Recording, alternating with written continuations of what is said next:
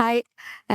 Result വരുന്നവരെ ഭയങ്കര tension അടിച്ചിട്ടാണ് നിന്നത്. ഇപ്പൊ എന്തായാലും റിസൾട്ട് വന്നപ്പോ ഒരുപാട് സന്തോഷം. യെസ്. എക്സ്പെക്ട് ചെയ്ത് എക്സാം കഴിഞ്ഞ് എക്സ്പെക്ട് ചെയ്തതിനെക്കാട്ടിലും മാർക്ക് കിട്ടി.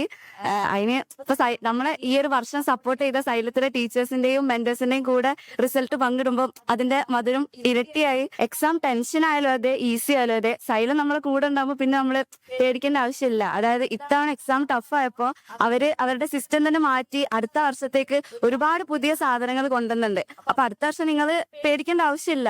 ഏത് ലെവലിലുള്ള ക്വസ്റ്റ്യനും ചെയ്യാൻ വേണ്ടി നിങ്ങളെ പ്രാപ്തരാക്കും സൈലത്തിലെ ടീച്ചേഴ്സ്. അപ്പം അതിനുവേണ്ടി പേടിക്കൊന്നും വേണ്ട. പിന്നെ എക്സാം ടഫ് ആയാലും ഈ വർഷം കണ്ടില്ലേ, നമ്മളെ റാങ്കിങ് ഇതൊന്നായിട്ട് കുറയും. അപ്പം മാർക്ക് കുറഞ്ഞാലും നമ്മൾ ഉദ്ദേശിച്ച റാങ്ക് നമുക്ക് മേടിക്കാൻ പറ്റും. എക്സാം ടഫ് ആണോ സിമ്പിൾ ആണോ അതിനെപ്പറ്റി ആലോചിക്കേണ്ട ആവശ്യമില്ല. ടഫായ എല്ലാവർക്കും ടഫ് ആവും, സിമ്പിളായ എല്ലാവർക്കും സിമ്പിൾ ആവും. അപ്പൊ നമ്മളെ എഫേർട്ട് ഇടുക, മാക്സിമം എഫേർട്ട് ഇടുക. ഈ ഒരു വർഷം നിങ്ങൾ എന്ത് ചെയ്യുന്നു അതാണ്, ഈ ഒരു വർഷമാണ് ഏറ്റവും നമ്മുടെ ലൈഫിൽ നമ്മൾ ഡിറ്റർമിൻ ചെയ്യുന്ന ഭയങ്കര നിർണായകമായ വർഷമാണ് ഈ ഒരു റിപ്പീറ്റ് ഇയർ എന്ന് പറയുന്നത്.